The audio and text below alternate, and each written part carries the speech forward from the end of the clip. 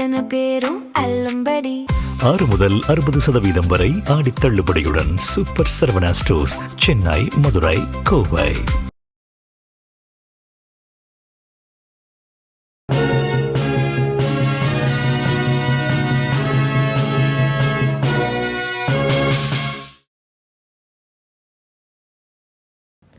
வணக்கம்.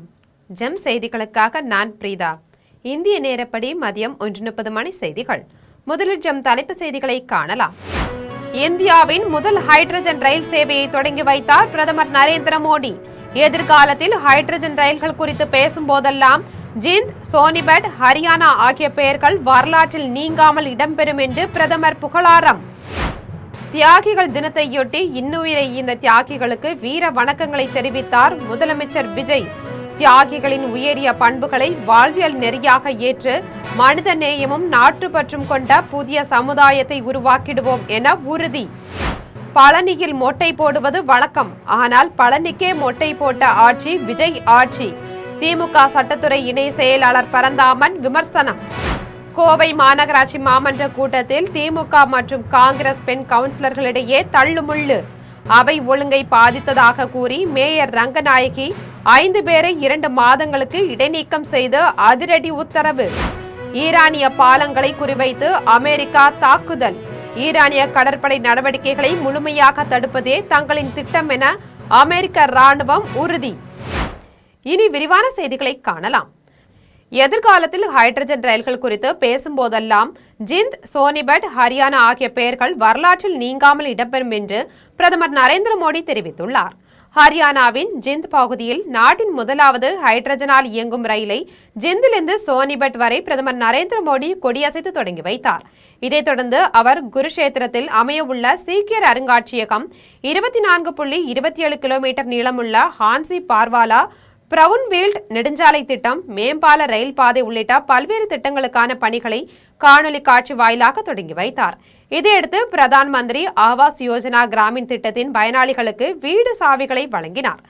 பின்னர் நிகழ்ச்சியில் பேசிய பிரதமர் மோடி, தன்னை பொறுத்தவரை ஜிந்த் நகருக்கு வருகை தருவது என்பது நெஞ்சிற்கு இனிய நினைவுகளை மறுபடியும் அசை போடுவது போன்றதாகும் என்று தெரிவித்தார். மேலும் இன்று இந்தியாவின் முதல் ஹைட்ரஜன் ரயில் இந்த மண்ணிலிருந்து தொடங்கப்பட்டுள்ளதாக தெரிவித்தார். இந்தியாவின் முதல் ரயில் மும்பை, புனே இடையே இயங்குவதை நாம் இன்றும் வரலாற்றில் படித்து வருவதாக கூறினார். அதேபோல் எதிர்காலத்தில் ஹைட்ரஜன் ரயில்கள் குறித்து பேசும் போதெல்லாம் ஜிந்த், சோனிபட் மற்றும் ஹரியானா ஆகிய பெயர்கள் வரலாற்றில் நீங்காமல் இடம்பெறும் என்று குறிப்பிட்டார். தியாகிகள் தினத்தையொட்டி தியாகிகளின் உயரிய பண்புகளை வாழ்வியல் நெறியாக ஏற்று மனித நேயமும் நாட்டுப்பற்றும் கொண்ட புதிய சமுதாயத்தை உருவாக்கிடுவோம் என்று முதலமைச்சர் விஜய் தெரிவித்துள்ளார். முதலமைச்சர் ஜோசப் விஜய் தனது சமூக வலைதள பக்கத்தில் பதிவு ஒன்றை வெளியிட்டுள்ளார்.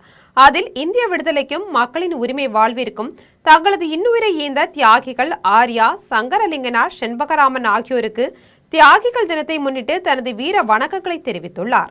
ஆங்கிலேயரின் அதிகார செருக்கை வேறறுக்கும் வகையில் சென்னை புனித ஜார்ஜ் கோட்டை கொத்தளத்தில் பறந்த பிரிட்டிஷ் யூனியன் ஜாக் கொடியை இறக்கிவிட்டு இந்திய மூவர்ண கொடியை ஏற்றிய மாவீரர் தியாகி ஆர்யா நமது மாநிலத்திற்கு தமிழ்நாடு என்று பெயர் சூட்டப்பட வேண்டும் என்ற உயரிய நோக்கத்திற்காக தொடர் உண்ணாவிரதமிருந்து இன்னுயிரை ஈந்த தியாகி சங்கரலிங்கனார் ஜெய்ஹிந்த் என்ற முழக்கத்தை சுதந்திர போராட்டத்திற்கு அளித்து இந்திய விடுதலைக்காக சர்வதேச ஆதரவை திரட்டிய வீர தியாகி செண்பகராமன் ஆகியோரின் அயராத உழைப்பும் தன்னலமற்ற தியாகமும் என்றென்றும் போற்றத்தக்கது என்று குறிப்பிட்டுள்ளார்.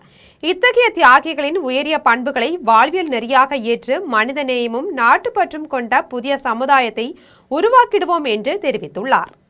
பழனியில் மொட்டை போடுவது வழக்கம், ஆனால் பழனிக்கே மொட்டை போட்ட ஆட்சி விஜய் ஆட்சி என்று திமுக சட்டத்துறை இணை செயலாளர் பரந்தாமன் விமர்சித்துள்ளார். சென்னையில் உள்ள அண்ணா அறிவாலயத்தில் திமுக சட்டத்துறை இணை செயலாளர் பரந்தாமன் செய்தியாளர்களை சந்தித்து பேசினார். அப்போது பழனி கோவிலுக்கு சொந்தமான 100 கோடி ரூபாய் மதிப்புள்ள நில மோசடியில் அமைச்சர் ரமேஷின் விளக்கம் ஏற்புடையதல்ல என்று தெரிவித்தார். பழனிக்கு அருகே உள்ள சார் பதிவாளரை அழைக்காமல் 67 கிலோமீட்டர் தொலைவில் உள்ள சார் பதிவாளரை வரவழைத்து முறைகேடு செய்துள்ளதாக குற்றம் சாட்டினார். தொடர்ந்து தனிநபர்கள் 2 பெயரில் பத்திரப்பதிவு செய்திருப்பதன் பின்னணியில் சதி உள்ளதாக கூறினார். பழனி கோயில் நில மோசடி விவகாரத்தில் பினாமி பரிவர்த்தனை நடந்துள்ளதா என்று கேள்வி எழுப்பினார். மேலும் பழனியில் மொட்டை போடுவது வழக்கம், ஆனால் பழனிக்கே மொட்டை போட்ட ஆட்சி விஜய் ஆட்சி என்று விமர்சித்துள்ளார். கோவை மாநகராட்சி மாமன்ற கூட்டத்தில் திமுக மற்றும் காங்கிரஸ் பெண் கவுன்சிலர்களிடையே தள்ளுமுள்ளு ஏற்பட்டதால் அங்கு பெரும் பரபரப்பு நிலவியது. கோவை மாநகராட்சியின் மாமன்ற கூட்டம் மேயர் ரங்கநாயகி தலைமையில் நடைபெற்றது. கூட்டம் தொடங்கிய சிறிது நேரத்திலேயே கடந்த திமுக ஆட்சியில் செம்மொழி பூங்கா அமைப்பில் 40 கோடி ரூபாய் அளவிலான முறைகேடு நடைபெற்றதாக காங்கிரஸ் கவுன்சிலர்கள் குற்றம் சாட்டி கடும் எதிர்ப்பு தெரிவித்தனர். இதனால் காங்கிரஸ் கவுன்சிலர்கள் மற்றும் திமுக கவுன்சிலர்களிடையே கடும் வாக்குவாதம் ஏற்பட்டது. அப்போது காங்கிரஸ் கவுன்சிலர் காயத்ரிக்கும் திமுக பெண் கவுன்சிலர்களுக்கும் இடையே தள்ளுமுள்ளு ஏற்பட்டதால் பரபரப்பு நிலவியது. இதையடுத்து காங்கிரஸ் கவுன்சிலர் காயத்ரி மேடையில் ஏறி நின்று மாநகராட்சி ஆணையர் கட்டாரவி தேஜாவுடன் வாக்குவாதத்தில் ஈடுபட்டார். இதைத் தொடர்ந்து அவை ஒழுங்கை பாதித்ததாக கூறி கவுன்சிலர்கள் ராமமூர்த்தி, பூபதி, சாந்தி, பிரபா ரவீந்திரன் மற்றும் காயத்ரி ஆகிய 5 பேரையும் 2 மாதங்களுக்கு இடைநீக்கம் செய்வதாக மேயர் ரங்கநாயகி அறிவித்தார். இச்சம்பவத்தால் கோவை மாநகராட்சி மாமன்ற கூட்டத்தில் பெரும் பரபரப்பு ஏற்பட்டது. மக்களுக்கான விஷயங்களை இன்னைக்கு பேசணும். ஆனா திமுக கவுன்சிலர்ஸ்க்கு எந்த ஒரு அறிவிப்பும் கிடைக்கல அப்படின்னு திமுக கவுன்சிலர்ஸே திமுக மேயரையும் ஆணையாளரையும் எதிர்த்து உள்ள ஒரே போராட்டம் நடந்தது. ஈரானிய பாலங்களை குறிவைத்து அமெரிக்க ராணுவம் நடத்திய தாக்குதலில் 7 பேர் பரிதாபமாக உயிரிழந்துள்ளனர். ஈரானில் உள்ள பாலங்கள் மற்றும் போக்குவரத்து வழித்தடங்களை குறிவைத்து அமெரிக்க ராணுவம் வான்வழி தாக்குதல் நடத்தியுள்ளது. இந்த தாக்குதலில் குறைந்தது 7 பேர் உயிரிழந்துள்ளதாக தகவல் வெளியாகியுள்ளது. இது தொடர்பாக அமெரிக்க ராணுவ தலைமையகமான பென்டகன் வட்டாரங்கள் இந்த தாக்குதலில் ஈரானிய ராணுவ போக்குவரத்திற்கு முக்கியமான கடலோர பாலங்களையும் உள்கட்டமைப்புகளையும் அழித்ததாக தெரிவித்துள்ளது. மேலும் ஈரானிய கடற்படை நடவடிக்கைகளை முழுமையாக தடுப்பதே தங்களின் திட்டம் என்றும் தெரிவித்துள்ளது. இதற்கிடையே ஈரான் ராணுவம் அமெரிக்காவின் தாக்குதல்களுக்கு பதிலடியாக மத்திய கிழக்கில் உள்ள பஹ்ரைன், குவைத், கத்தார் ஆகிய நாடுகள் மீது ஏவுகணை மற்றும் ட்ரோன் தாக்குதல் நடத்தியுள்ளது. இதன் காரணமாக மத்திய கிழக்கில் தொடர் போர் பதற்றம் நிலவி வருகிறது. நாளுக்கு நாள் அதிகரித்து வரும் குழந்தைகளுக்கு எதிரான குற்றங்களை தடுப்பதற்கு தாவேக அரசு போதிய செயல் திட்டங்களை வகுக்க வேண்டும் என்று திமுக நாடாளுமன்ற உறுப்பினர் கனிமொழி வலியுறுத்தியுள்ளார். திமுக நாடாளுமன்ற உறுப்பினர் கனிமொழி தனது சமூக வலைதள பக்கத்தில் பதிவு ஒன்றை வெளியிட்டுள்ளார். அதில் கோவை தொண்டாமுத்தூர் அருகே அரசு பேருந்து ஓட்டுநரால் 4 வயது சிறுமி பாலியல் வன்கொடுமைக்கு ஆளாக்கப்பட்ட செய்தி அதிர்ச்சியும் வேதனையும் அளிப்பதாக தெரிவித்துள்ளார். நாளுக்கு நாள் அதிகரித்து வரும் குழந்தைகளுக்கு எதிரான குற்றங்களை தடுப்பதற்கு இந்த தாவேக அரசு போதிய செயல் திட்டங்களை வகுக்க வேண்டும் என்று வலியுறுத்தினார். ஒருபுறம் சட்டம் ஒழுங்கு பிரச்சினைகள் தொடர்கதையாக உள்ள சூழலில் குழந்தைகள் பாதுகாப்பும் கேள்விக்குறியாகியுள்ளதாக குறிப்பிட்டுள்ளார். பெரம்பலூர் பேருந்து நிலையம் அருகே புதுப்பிக்கப்பட்ட இ-சேவை மையத்தை தாவேக சட்டமன்ற உறுப்பினர் சிவக்குமார் பொதுமக்கள் பயன்பாட்டிற்கு திறந்து வைத்தார். பெரம்பலூர் பேருந்து நிலையம் அருகே பழுதடைந்த நிலையில் இருந்த இ-சேவை மையம் புதுப்பிக்கப்பட்டு அதன் திறப்பு விழா நடைபெற்றது. விழாவில் தாவேக சட்டமன்ற உறுப்பினர் சிவக்குமார் கலந்து கொண்டு குத்துவிளக்கு ஏற்றி வைத்து இ-சேவை மையத்தை திறந்து வைத்தார். தொடர்ந்து மையத்தில் புதிதாக விண்ணப்பித்த பொதுமக்களுக்கு அதற்கான சான்றிதழ்களையும் வழங்கினார். இந்நிகழ்வில் தாவேக நிர்வாகிகளும் தொண்டர்களும் துறை சார்ந்த அதிகாரிகளும் கலந்து கொண்டனர். சிறையில் உயிரிழந்த சபரிவர்மன் குடும்பத்தினருக்கு உடனடியாக அரசு வேலை வழங்க வேண்டும் என்று பாஜக மூத்த தலைவர் பொன் ராதாகிருஷ்ணன் வலியுறுத்தியுள்ளார். கன்னியாகுமரி மாவட்டம் நாகர்கோவில் சிறையில் உயிரிழந்த சபரிவர்மனின் குடும்பத்தினரை அவரது இல்லத்திற்கு நேரில் சென்று பாஜக மூத்த தலைவர் பொன் ராதாகிருஷ்ணன் ஆறுதல் கூறினார். இதன் பின்னர் செய்தியாளரிடம் பேசிய அவர், சிறை அதிகாரிகள் மற்றும் சிறை கைதிகள் மீது காவல்துறை வழக்கு பதிவு செய்திருப்பது வெறும் கண்துடைப்பு நாடகம் என்று குற்றம் சாட்டினார்.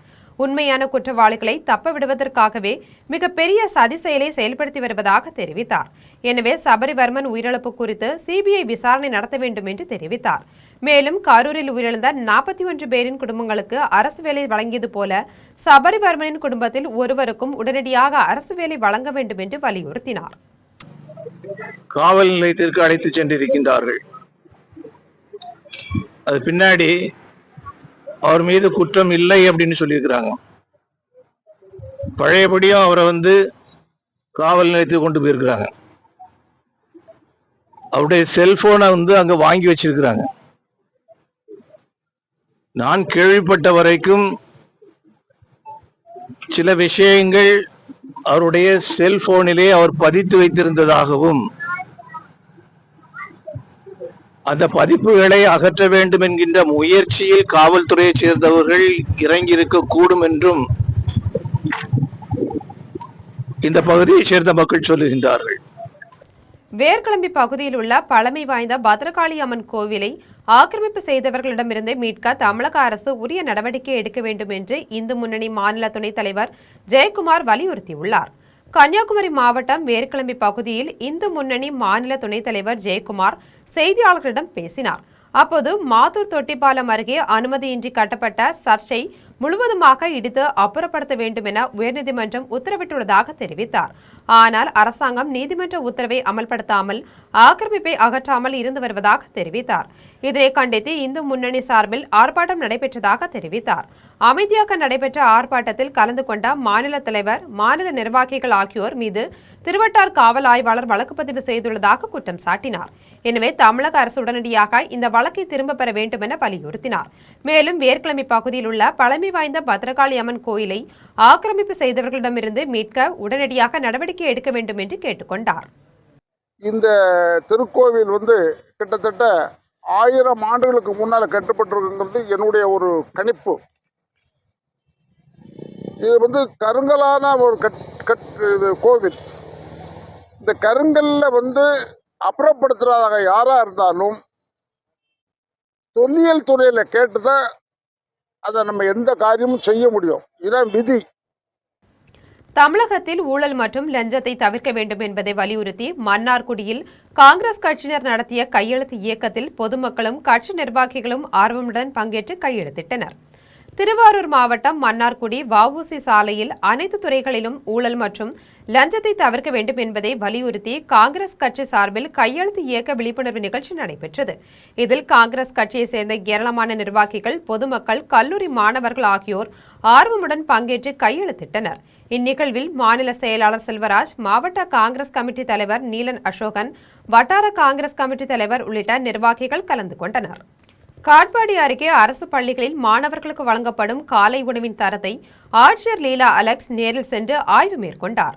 வேலூர் மாவட்டம் காட்பாடியில் உள்ள அரசு பள்ளிகளில் மாணவர்களுக்கு வழங்கப்படும் காலை உணவின் தரம் மற்றும் சுகாதாரத்தை மாவட்ட ஆட்சியர் லீலா அலெக்ஸ் நேரில் சென்று ஆய்வு செய்தார்.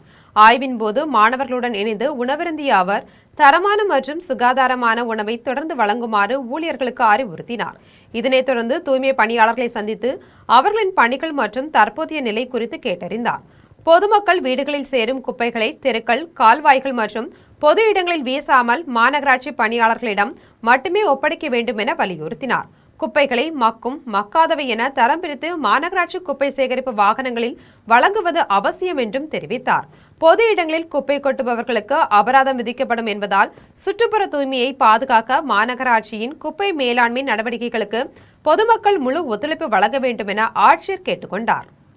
அம்ரித் பாரத் திட்ட பணிகளை விரைந்து முடிக்க கோரி மயிலாடுதுறை ரயில் நிலையத்தில் விவசாயிகள் அறிவித்திருந்த ரயில் மறியல் போராட்டத்தை கைவிட வலியுறுத்தி கோட்டாட்சியர் அலுவலகத்தில் சுமூக அமைதி பேச்சுவார்த்தை கூட்டம் நடைபெற்றது. அம்ரித் பாரத் திட்ட பணிகளை விரைந்து முடிக்க வேண்டும் என்பது உள்ளிட்ட பல்வேறு கோரிக்கைகளை வலியுறுத்தி மயிலாடுதுறை ரயில் நிலையத்தில் அனைத்து விவசாய சங்கங்களின் கூட்டமைப்பு சார்பில் ரயில் மறியல் போராட்டம் நடைபெற உள்ளதாக அறிவித்தனர். இது தொடர்பாக மயிலாடுதுறை கோட்டாட்சியர் அலுவலகத்தில் கோட்டாட்சியர் விஷ்ணுபிரியா தலைமையில் அமைதி பேச்சுவார்த்தை கூட்டம் நடைபெற்றது. கூட்டத்தில் திருச்சி ரயில்வே கோட்ட முதுநிலை நிர்வாக பொறியாளர் ஹிலாரி சுரேஷ் உள்ளிட்ட அதிகாரிகளும் விவசாய சங்கத்தினரும் கலந்து கொண்டனர். இதில் விவசாய சங்கத்தினர் வைத்திருந்த கோரிக்கைகள் மீது உடனடியாக நடவடிக்கை எடுக்கப்படும் என்று ரயில்வே கோட்ட மேலாளர் ஒப்புதல் அளித்தார். எனவே அமைதி பேச்சுவார்த்தை சுபமாக முடிந்தது. கோவில்பட்டியில் விதிகளை மீறி அளவுக்கு அதிகமான பள்ளி மாணவர்களை ஏற்றி சென்ற ஆட்டோக்களுக்கு வட்டார போக்குவரத்து அலுவலர் கிரிஜா அபராதம் விதித்துள்ளார். தூத்துக்குடி மாவட்டம் கோவில்பட்டி நகரில் ஆட்டோக்களில் விதிகளை மீறி அதிகமான எண்ணிக்கையில் பள்ளி மாணவர்களை ஆபத்தான முறையில் ஏற்றி செல்வதாக வட்டார போக்குவரத்து அலுவலகத்திற்கு தகவல் கிடைத்தது. இதன் அடிப்படையில் கோவில்பட்டி வட்டார போக்குவரத்து அலுவலர் கிரிஜா தலைமையில் மோட்டார் வாகன ஆய்வாளர் பெலிக்சன், மாசிலாமணி உள்ளிட்டோர் பள்ளி மாணவர்களை ஏற்றி செல்லும் ஆட்டோக்களில் ஆய்வு மேற்கொண்டனர்.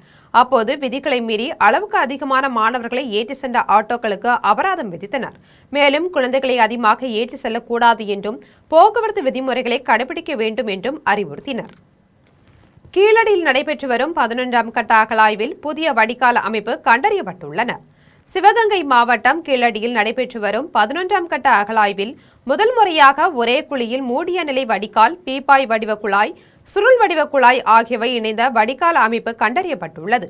இதுவரை மேற்கொள்ளப்பட்ட அகழாய்வில் 9 குழிகள் தோண்டப்பட்டு அவற்றில் உறைக்கிணறு, கைப்பிடியுடன் கூடிய சிவப்பு நிற பானை, சுடுமண் தட்டு, செங்கல் வடிகால், செங்கல் கட்டுமானங்கள் உள்ளிட்ட பல்வேறு தொல்லியல் சான்றுகள் கண்டெடுக்கப்பட்டுள்ளன.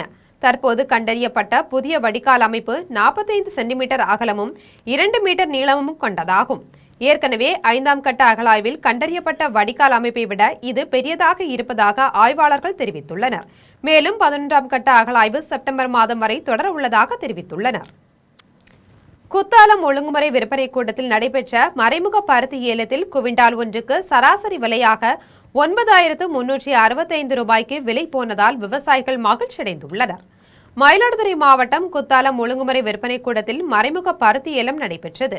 விற்பனை கூட கண்காணிப்பாளர் பாபு மேற்பார்வையில் நடைபெற்ற ஏலத்தில் 678க்கும் மேற்பட்ட விவசாயிகள் கொண்டு வந்த 1150 குவிண்டால் பருத்தியை பல்வேறு பகுதிகளிலிருந்து வந்த ஏராளமான வியாபாரிகள் பார்வையிட்டு 1,10,00,000 ரூபாய்க்கு கொள்முதல் செய்தனர். பருத்தி குவிண்டால் ஒன்றுக்கு அதிகபட்ச விலையாக 9,732 ரூபாய்க்கும், குறைந்தபட்ச விலையாக 8,901 ரூபாய்க்கும், சராசரி விலையாக 9,365 ரூபாய்க்கும் விலை போனதால் விவசாயிகள் மகிழ்ச்சி அடைந்துள்ளனர். சோமங்கலம் அருகே இளைஞர் ஒருவர் கொலை செய்யப்பட்ட வழக்கில் உண்மை குற்றவாளிகளை கைது செய்ய கோரி ஸ்ரீபெரும்புதூர் நெடுஞ்சாலையில் அவரது உறவினர்கள் சாலை மறியலில் ஈடுபட்டதால் அப்பகுதியில் பெரும் பரபரப்பு ஏற்பட்டது. காஞ்சிபுரம் மாவட்டம் சேத்துப்பட்டு பகுதியைச் சேர்ந்த ராஜேஷ் அதே பகுதியைச் சேர்ந்த தனது நண்பர்களான ஆனந்த ஜோதி, தங்கம் ஆகியோருடன் மது அருந்தும் போது ஏற்பட்ட தகராறில் கல்லால் தாக்கப்பட்டு உயிரிழந்தார். இதில் ராஜேஷின் உடல் பிரேத பரிசோதனைக்காக குரோம்பேட்டை அரசு மருத்துவமனைக்கு வைக்கப்பட்டுள்ளது. இந்நிலையில் ராஜேஷை கொலை செய்ததாக ஆனந்த ஜோதியும் தங்கமும் சோமங்கலம் காவல் நிலையத்தில் சரணடைந்தனர். ஆனால் இந்த வழக்கில் உண்மை குற்றவாளிகளை கைது செய்யவில்லை என கூறி ராஜேஷின் உறவினர்கள் தாம்பரம் ஸ்ரீபெரும்புதூர் நெடுஞ்சாலையில் மறியல் போராட்டத்தில் ஈடுபட்டனர். இதுகுறித்து தகவல் அறிந்து சம்பவ இடத்திற்கு வந்த மணிமங்கலம் காவல் உதவி ஆணையர் சுந்தர் தலைமையிலான காவல்துறையினர் உறவினர்களை கலைந்து செல்ல அறிவுறுத்தினர். ஆனால் உறவினர்கள் கலைந்து செல்ல மறுத்து உண்மை குற்றவாளிகளை கைது செய்ய வேண்டும் என காவல்துறையினரிடம் வாக்குவாதத்தில் ஈடுபட்டனர். அப்போது பெண் ஒருவரின் கையில் இருந்த செல்போனை காவல் உதவி ஆணையர் திடீரென பிடுங்கி அநாகரிகமாக நடந்து கொண்டது அங்கிருந்த பொதுமக்களிடையே முகம் சுளிப்பை ஏற்படுத்தியது. இதையடுத்து காவல்துறையினர் வழக்கில் சம்பந்தப்பட்டவர்களை கைது செய்வதாக உறுதியளித்ததை அடுத்து உறவினர்கள் கலைந்து சென்றனர். தேவக்கோட்டையில் பட்டப்பகலில் 2 வீடுகளில் புகுந்த மர்ம நபர்கள் 8 பவுன் தங்க நகைகளையும் 30,000 ரூபாய் பணத்தையும் திருடி சென்ற சம்பவம் பெரும் பரபரப்பை ஏற்படுத்தியுள்ளது. சிவகங்கை மாவட்டம் தேவக்கோட்டை அருகே KVRM தெருவை சேர்ந்த குமார் என்பவர் மனைவியை பிரிந்து தனது 3 பெண் குழந்தைகளுடன் வசித்து வந்தார். அவர் வழக்கம்போல் வேலைக்கு சென்றுவிட்டு வீடு திரும்பினார். அப்போது வீட்டின் வெளிக்கதவு உடைக்கப்பட்டு திறந்து கிடந்ததைக் கண்டு அதிர்ச்சி அடைந்தார். தொடர்ந்து வீட்டின் உள்ளே சென்று பார்த்தபோது பீரோவில் இருந்த 8 பவுன் தங்க நகைகளையும் ஒரு செல்போனையும் மர்ம நபர்கள் திருடி சென்றது தெரிய வந்தது. இதுபோன்று தனியார் மேல்நிலைப் பள்ளியில் ஆசிரியராக பணியாற்றி வரும் மீனாட்சி என்பவரின் வீட்டில் 30,000 ரூபாய் திருடப்பட்டிருப்பது தெரிய வந்துள்ளது. மேலும் அவரது வீட்டில் இருந்த CCTV காட்சிகளின் அடிப்படையில் திருடிய நபர் ஒருவரின் அடையாளம் கண்டறியப்பட்டுள்ளது. இதுகுறித்து தேவக்கோட்டை நகர் காவல்துறையினர் வழக்கு பதிவு செய்து விசாரணை மேற்கொண்டு வருகின்றனர். திருவாரூரில் உள்ள மருந்தகம் ஒன்றில் குட்கா உள்ளிட்ட தடை செய்யப்பட்ட போதைப் பொருட்களை விற்பனை செய்து வந்த 2 வரை காவல்துறையினர் கைது செய்து சிறையில் அடைத்துள்ளனர். திருவாரூர் புதிய பேருந்து நிலையம் அருகே உள்ள கமலா மருந்தகத்தில் குட்கா உள்ளிட்ட தடை செய்யப்பட்ட போதைப் பொருட்கள் விற்பனை செய்யப்படுவதாக காவல்துறையினருக்கு ரகசிய தகவல் கிடைத்தது. இதன் அடிப்படையில் காவல்துறையினர் மருந்தகத்தை சோதனை செய்தபோது 36 கிலோ குட்கா பொருட்கள் இருப்பது தெரியவந்தது. இதையடுத்து 36 கிலோ குட்கா பொருட்களை பறிமுதல் செய்து கடை உரிமையாளர் கார்த்திகேயனை காவல்துறையினர் கைது செய்து விசாரணை மேற்கொண்டனர். விசாரணையில் சேலத்தை சேர்ந்த ஆறுமுகம் என்பவரிடமிருந்து குட்கா உள்ளிட்ட தடை செய்யப்பட்ட போதைப் பொருட்களை வாங்கி மருந்தகத்தில் வைத்து விற்பனை செய்தது தெரிய வந்தது. இதைத் தொடர்ந்து கார்த்திகேயன், ஆறுமுகம் ஆகிய இருவரையும் காவல்துறையினர் கைது செய்து நீதிமன்றத்தில் ஆஜர்படுத்தி நாகப்பட்டினம் சிறையில் அடைத்தனர். காட்பாடி அருகே உள்ள தனியார் பல்கலைக்கழகத்தில் சீட் வாங்கி தருவதாக கூறி 10க்கும் மேற்பட்டோரிடம் மோசடியில் ஈடுபட்டவரை காவல்துறையினர் கைது செய்தனர். வேலூர் மாவட்டம் பிரம்மபுரம் அருகே உள்ள தனியார் பல்கலைக்கழகத்தில் சீட் வாங்கி தருவதாக கூறி 10க்கும் மேற்பட்டோரிடம் 20 லட்சம் ரூபாய் மோசடி செய்துள்ளதாக அப்பல்கலைக்கழக பதிவாளர் ஜெயபாரதி திருவலம் காவல் நிலையத்தில் புகார் அளித்தார். புகாரின் பேரில் காவல் ஆய்வாளர் திருநாவுக்கரசு தலைமையில் காவல்துறையினர் விசாரணை மேற்கொண்டனர். இதையடுத்து திண்டுக்கல்லை சேர்ந்த சார்ஜுவி என்பவரை அவரது அலுவலகத்தில் வைத்து காவல்துறையினர் கைது செய்தனர். இந்த மோசடியில் தொடர்புடைய திருவண்ணாமலையை சேர்ந்த கார்த்திக் என்பவர் தற்போது தலைமறைவாக உள்ளதாக காவல்துறையினர் தெரிவித்துள்ளனர். கைது செய்யப்பட்ட சார்ஜுவை பிரம்மபுரம் காவல் நிலையத்திற்கு அழைத்து வந்து விசாரணை நடத்தி வழக்கு பதிவு செய்தனர். பின்னர் நீதிமன்றத்தில் ஆஜர்படுத்த அவர் வேலூர் மத்திய சிறையில் அடைக்கப்பட்டார். இனி வருவது திரையுலக செய்திகள். அன்பே டயானா திரைப்படத்தின் சிறப்பு காட்சியை பார்த்த நடிகர் சிவகார்த்திகேயன் படக்குழுவினரை நேரில் அழைத்து பாராட்டி திரைப்படம் வெற்றி பெற வாழ்த்துக்களை தெரிவித்தார். இயக்குனரும் நடிகருமான பாரி இளவழகன் இயக்கி நடித்துள்ள அன்பே டயானா திரைப்படம் இன்று திரையரங்குகளில் வெளியாகியுள்ளது. Good night, lover, tourist family உள்ளிட்ட படங்களை தயாரித்த $1 மில்லியன் ஸ்டுடியோஸ் நிறுவனம் இந்த படத்தை தயாரித்துள்ளது. ரம்யா ரங்கநாதன், நடிகை ரோஜா, சேத்தன், பரிதாபங்கள் கோபி உள்ளிட்டோர் முக்கிய கதாபாத்திரங்களில் நடித்துள்ளனர். சென்னை பெரம்பூரை பின்னணியாக கொண்டு குடும்பங்கள் ரசிக்கும் பொழுதுபோக்கு திரைப்படமாக இப்படம் உருவாகியுள்ளது. படத்தின் சிறப்பு காட்சியை பார்த்த நடிகர் சிவகார்த்திகேயன் படக்குழுவினரை நேரில் சந்தித்து பாராட்டி வாழ்த்து தெரிவித்தார். மேலும் அன்பே டயானா திரைப்படம் ரசிகர்களிடையே நல்ல வரவேற்பை பெற்று வெற்றி பெற்றுள்ளதாக தெரிவித்தார். இனி வருவது விளையாட்டுச் செய்திகள்.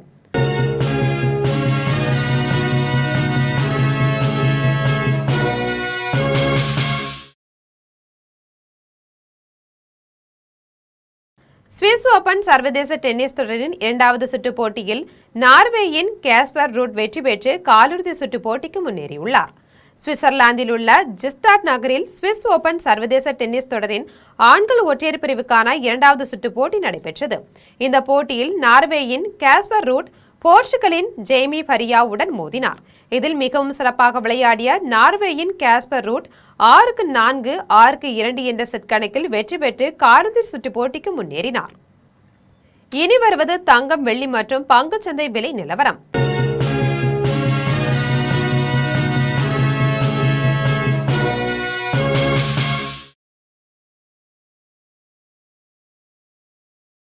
சென்னையில் ஆபரண தங்கம் இன்று 1 சவரன் 1,04,800 ரூபாய்க்கு விற்பனை செய்யப்படுகிறது. சென்னையில் இன்று ஆபரண தங்கத்தின் விலை கிராமுக்கு 50 ரூபாய் குறைந்து 13,100 ரூபாய்க்கு விற்பனை செய்யப்படுகிறது. மேலும் 1 சவரன் 400 ரூபாய் குறைந்து 1,04,800 ரூபாய்க்கு விற்பனை செய்யப்படுகிறது. 24 கேரட் தூய தங்கம் 1 சவரன் 1,14,328 ரூபாய்க்கு விற்பனை செய்யப்படுகிறது. மேலும் 1 கிராம் வெள்ளி 235 ரூபாய்க்கும் 1 கிலோ வெள்ளி 2,35,000 ரூபாய்க்கும் விற்பனை செய்யப்படுகிறது. இந்திய பங்குச் சந்தைகளில் வணிகம் இன்று உயர்வுடன் காணப்படுகிறது. மும்பை பங்குச்சந்தை பங்கு விலை குறியீட்டு எண் சென்செக்ஸ் 693 புள்ளிகள் அதிகரித்து 77,879 புள்ளிகளில் வணிகமாகிறது.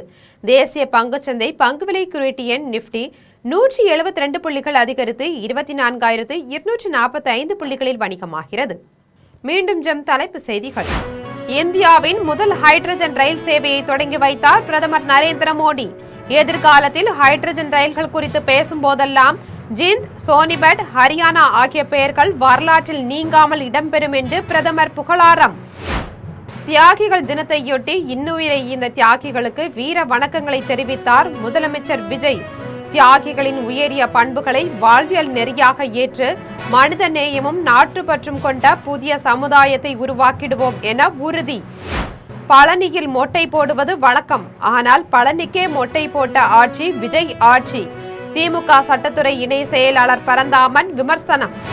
கோவை மாநகராட்சி மாமன்ற கூட்டத்தில் திமுக மற்றும் காங்கிரஸ் பெண் கவுன்சிலர்களிடையே தள்ளுமுள்ளு. அவை ஒழுங்கை பாதித்ததாக கூறி மேயர் ரங்கநாயகி 5 பேரை 2 மாதங்களுக்கு இடைநீக்கம் செய்து அதிரடி உத்தரவு. ஈரானிய பாலங்களை குறிவைத்து அமெரிக்கா தாக்குதல். ஈரானிய கடற்படை நடவடிக்கைகளை முழுமையாக தடுப்பதே தங்களின் திட்டம் என அமெரிக்க ராணுவம் உறுதி. இத்துடன் ஜெம் செய்திகள் நிறைவடைகின்றன. மீண்டும் ஜெம் செய்திகள் மாலை 6 மணிக்கு. உடனுக்குடன் செய்திகளை காண gemlive.tv என்ற இணையதளத்தில் இணைந்திருங்கள். நன்றி, வணக்கம்.